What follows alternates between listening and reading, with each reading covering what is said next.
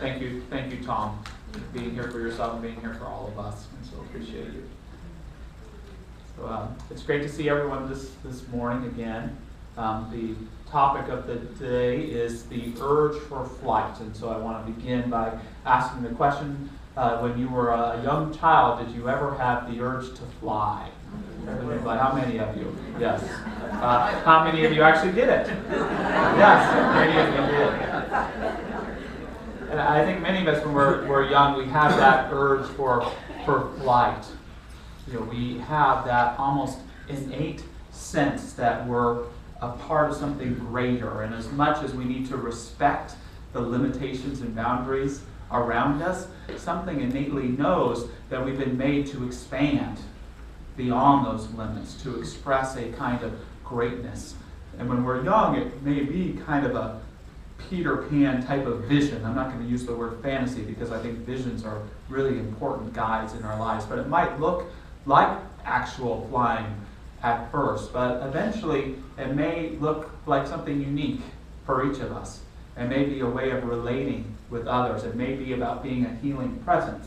It may be about the type of career that you want to pursue. So in that sense, have many of us taken flight in different ways in our lives? Have many of us stayed grounded too? Because over time, sometimes that urge to fly, we sometimes push it away, don't we? We sometimes repress it. We sometimes call it nonsensical. I do, just to ground myself as we face this topic, I look to the great grounding presence of George Carlin, who tells us some people see things that are and ask, why? Some people dream of things that never were and ask, why not? Some people have to go to work and don't have time for all that. Or Carlin would also say, some people have no idea what they're doing, and a lot of them are really good at it.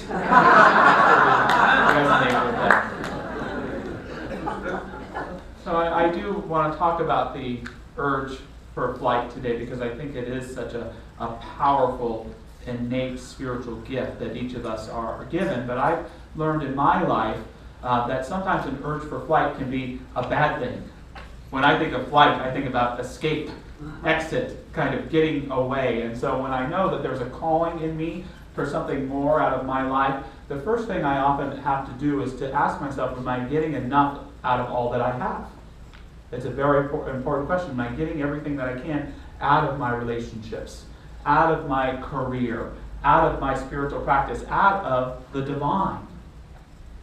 I love that truth, that if we are seeing anything in our lives is limited, we are not seeing it enough, most especially our understanding of the divine power with us in our lives. And as I've shared in many ways before, in my experience, if I'm in a place of boredom or in a place of mediocrity, these aren't qualities of life, these are symptoms of limited thinking. I've built myself a prison to hold myself back, to keep myself from flight. And thus it's so important for me when I have that urge for something more to not trick myself into believing that something is missing out there in my life, that there is yet to have something come into form that's going to help make me feel complete, when in truth it's always something within me that's being called forth. If there's something missing from your life, it's you. It's a further expression of your livingness. It's a greater sense of yourself to bring into your relationships, your experiences, your way of being. Some of you know I had the honor to speak at the Mile High Church last weekend in the Denver area of Colorado. It's one of the most prestigious churches in our movement. There's a lot of people there, and to be honest with you, I got scared. I got nervous about speaking to such a big crowd. And I like nervousness. I'm nervous speaking to you right now. I think there's a good nervousness that we bring to the things that we love. You know, there's that bad fear, oh, I have to go to the dentist, but there's a good fear about having reverence and awe when you get to do something that you really love or helps you be in flight or helps you soar. But this nervousness got pretty bad because as much as we're called to fly, sometimes we're held back a little bit before takeoff, right? And what happens when we're in that space, that place of not being sure or not knowing, that's where we create the monsters of our lives. And so for me, being grounded before takeoff for a while brought in thoughts of self-doubt, thoughts of self-criticism, thoughts of not doing a good job, thoughts of not being enough. And so those types of things start to snowball in our lives sometimes when we're not quite ready for takeoff. The way that I dealt with that, and it was hard too, because here in this church, where it's different, is we have a great rapport. So I know if I'm not on, you are. And so you will always help me along. It's hard when you're speaking to a bunch of strangers and someone tried to make me feel better by saying, well, you've got 3 services there, so you've got 3 chances, which I just heard. I heard 3 opportunities to screw it all up. Right? But what helped me to have the courage to do what I did, or the courage to stand up and speak in front of you, which is a great honor. You know, it's a great honor to get to be selected in some way, and I'm sure all of us on the stage today feel that, to be representative of the collective wisdom in this room. Not our own egotistical selves who are here to perform before you, but to really tune in to a collective wisdom that we all add to and get to represent it. You know, you really don't want to screw that up. So it's important to come from a place of heart. And what helps me is when I remember that behind this body of often shaking anxieties and uncertainties is a mooey ball of deep gratitude and appreciation. It's that part of me that I often find to be the truest part of me that knows that life is a gift, that it's an honor to get to share, that's so grateful for my relationships, for my connections, to get to be who I am in a greater and grander way in the world. When we find that gratitude body, when we find that place of ours that knows that life is a gift, we then have the ability to fly, the ability to soar, the ability to leave the ground and begin to surpass some of those so-called boundaries and limitations that can keep everybody else in. So in my own life, once when I have that urge for flight, that urge for something more, and I make sure I'm not just trying to get away and escape, that's when I can really know and set myself forth and commit myself to a greater degree of livingness. Not to changing anything around me, but being called forth, the element that is yet to express in me, so that I can live in greater harmony with everything that is around me. I think that this idea is right at the heart of the message of our book of the month, Jonathan Livingston Seagull. And how many of us have read that book by Richard Bach before? So many of us. I feel a little shame. I haven't really spent that much time with it. I liked Illusions better, I guess, the book he did after that. But as you may know, it's the story of a young seagull who loves to fly. He loves to fly not just to eat and do the things that other seagulls do, but because there's that innate call in him for something more. But this call for something more creates trouble for young Jonathan as well. We are told for most gulls, it is not flying that matters, but eating. For this gull, though, it was not eating that mattered, but flight. More than anything else, Jonathan Livingston Seagull loved to fly.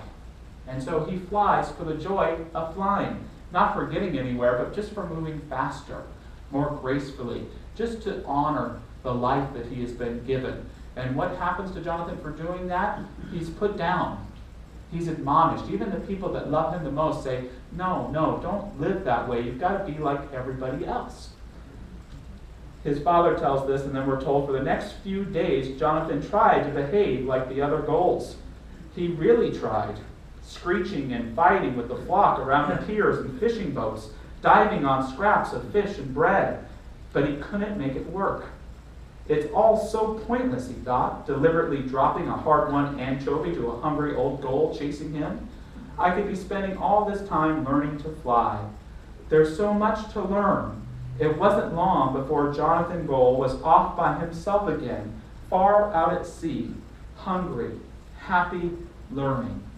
And that goes back to this place where I'm talking about, where we're preparing for liftoff, where we have to be very careful in our lives not to create the monsters, not to be overwhelmed with a sense of self-doubt and self-criticism, but to find that heart of who we are, that sense of gratitude, so that we can fly, so that we can honor.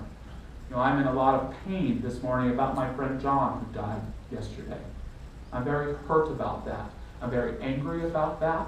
I'm very confused about that. I don't know in some ways what to do about that. But you know what I know deep down is that that man is a great, loving presence. Deep down, I'm so grateful to have known him, and so grateful that I was alive and he was alive at the same time, and all of us were together at the same time. And at some level, that doesn't take away from the pain, but there's a deeper truth there that reminds me that I can get through anything. That makes that gratitude more important and more real than any of the circumstances or the drama or anything that took place around that. And we have to remember that for our own lives too. To find that place of gratitude so that we can soar, even in the midst of difficulties. In the newsletter this month, I tell the little story that James Thurber told called The Moth and the Star. And it's about a moth who loves to fly, and he sees a star every night, and he always flies towards that, and his family tells the moth that he's stupid. Dad says, why can't you be like your brothers and sisters? It's all about lampposts, don't you know? It's all about lampposts. Look at your brothers and sisters. They all have burnt wings. And look at you, not a single bit of ash on you. You should be ashamed of yourself. How many of us have spent a lot of time bumping into lampposts? Yeah. Flying around that thing that we were taught at some level was important.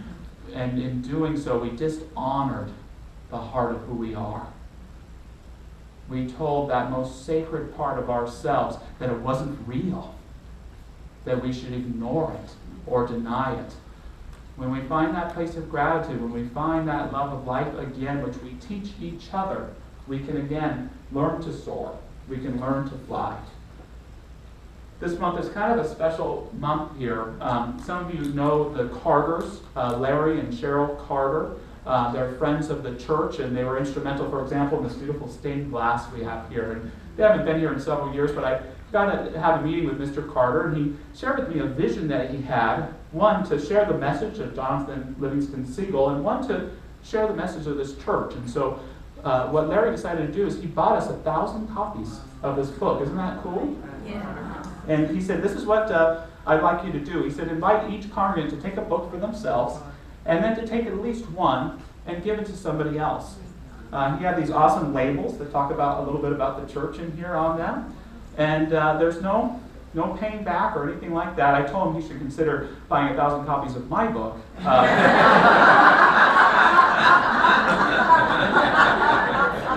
But we're so grateful for the cards. They're going to be here later this month. And let's give them a round of applause. It's such a nice...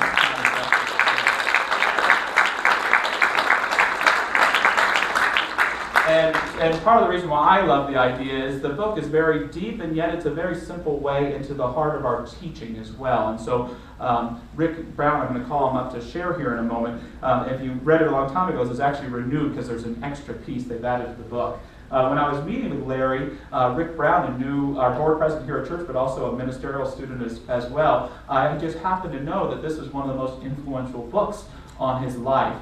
In his life. And so one of those things we like to do with our ministerial students here is we like to create a space for them to share as well. And so I thought it was a great opportunity to invite Rick up here to share with us a few moments about his experience of this book, especially as it informs us when we may be sharing it with other people. So let's hear it from Mr. Rick Brown.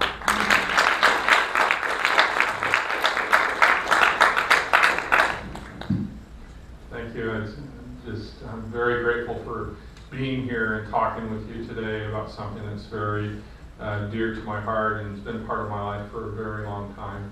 I got the book, was given the book, Jonathan Livingston Seagull, as a sophomore in high school. And I read through the book, and it just struck an excitement in me when I read the book. And I was just connected to the book.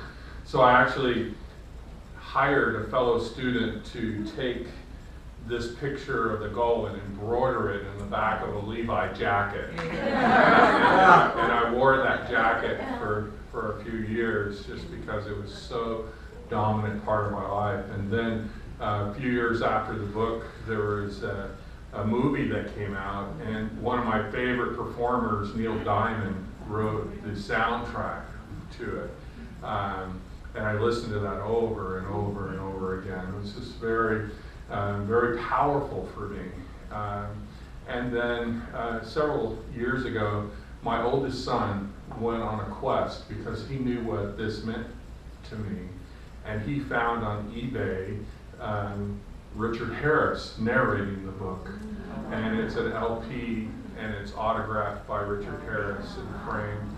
And he gave that to me at Christmas time, and I cried. Yeah. Just, wow. For my kids to know what's very important to me, you just don't know how important that moves you, and is exciting to hear. And now family members, every time they see a seagull, oh, that's Jonathan. They email me the picture. Look, there's Jonathan. And so to have that is just phenomenal. And then when I walked through the door here a little over 3 years ago and I saw this window, I said, that's Jonathan. And a few people would say, well, I don't know. Yeah, I guess that could be a seagull. And then to talk to Larry and find out that that was his thought behind the design of that window, I'm just like, oh, I'm in the right place. I'm here. And so hopefully you can see by all of that, you know, the demonstration for me and my connection with Jonathan. And then you go, well, okay, those are all nice, you know, but what does it really mean to you? Why are you moved this way? And so there are many instances in the book, and Josh alluded to it, that when I got the book, my book only had 3 parts. And then the wife of the author found the manuscript for part 4 40 years later and said, hey, you really should do something with that. And so it's included as part 4. So I would encourage you to read the first 3 and then pause, and then later on read the 4th part. But Jonathan, I just wanted to share one part of it. There's so many to share. That's why they're giving me a whole month on Wednesday nights to talk about it, because there's so many different parts. But I just want to share just a little part with you. Jonathan, you know, there's this whole thing about food, and that's all. That's the only reason we use our bodies is to eat, and we fight with other people. And it's like he knew that that wasn't it. There was more to life than that. And so he started his quest. And as he started his quest, it was just like, yeah, there's something more. And then as he worked through it, he had more discoveries. And as he had more discoveries, he had more fear. So the bigger the discovery, the bigger the fear. So they just kind of went up. And he had failures. I mean, he went through and he thought he had it, and he didn't. And then he would fall into the ocean, and he would go down, and he would struggle to come. He would, like in the movie, it shows him diving so fast that he goes 4 or 5 feet deep in the ocean, and you see him struggling to get back up just to take a breath.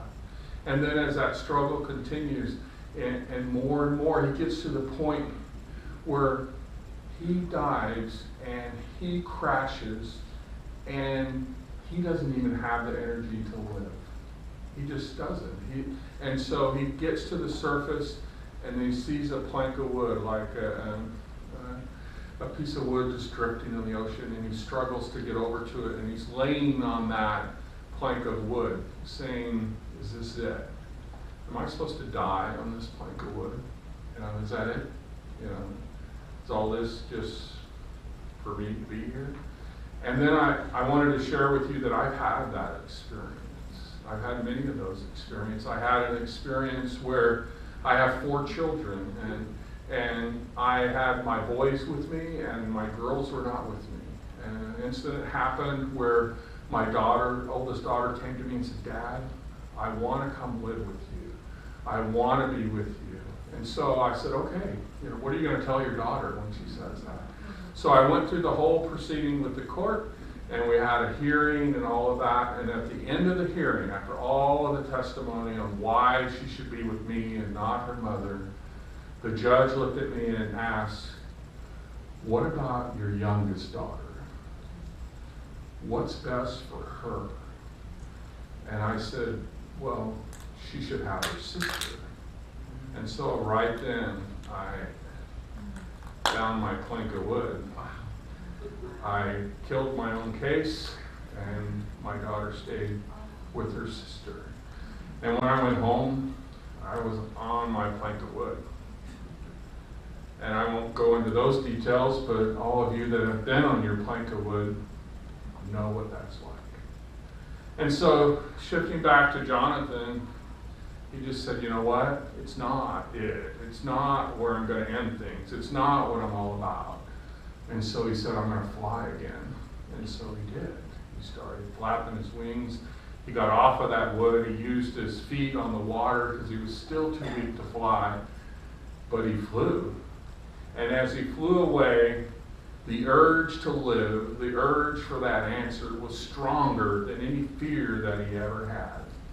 And so he went back at it. He went back at it to learn. And that's the lesson that I learned, to go back, to never give up, and to always strive to do better. Thank you. No.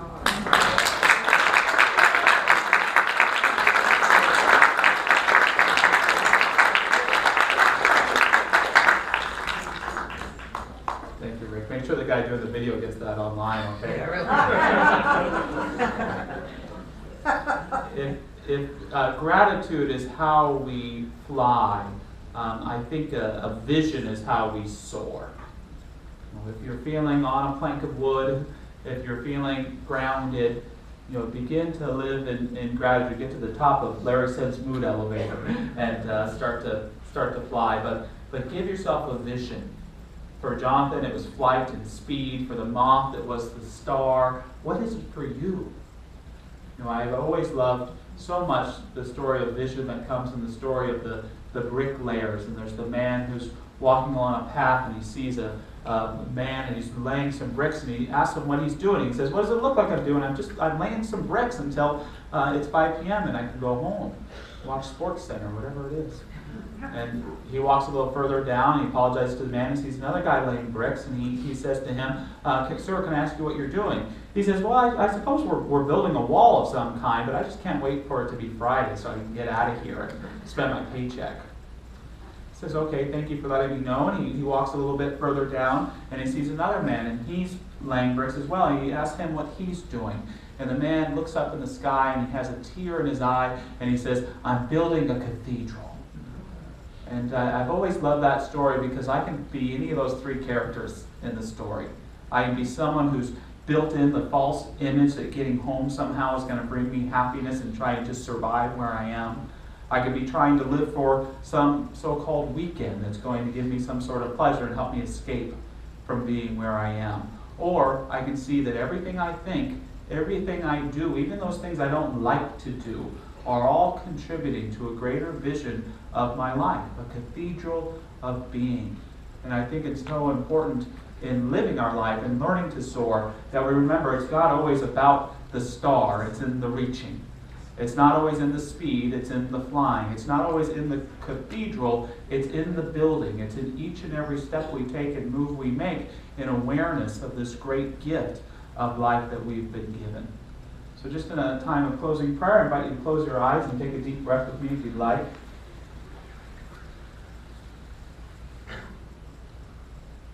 And in all genuineness, I invite us to ask ourselves the question of how am I called to fly? Perhaps I have flown in certain ways in my life, but perhaps I'm called to fly in a brand new way. In a way that best expresses the divine in me as it would best express with others and with this thing called life around me. Becoming aware of the genuine God in us, the sincere Lord, the authentic peace and love of God.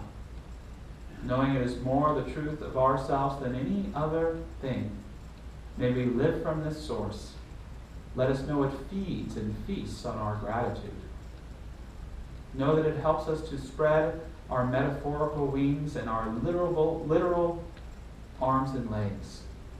That it moves the beating of our heart, uplifts our connections, and inspires us to do the amazing things that we were sent here to do.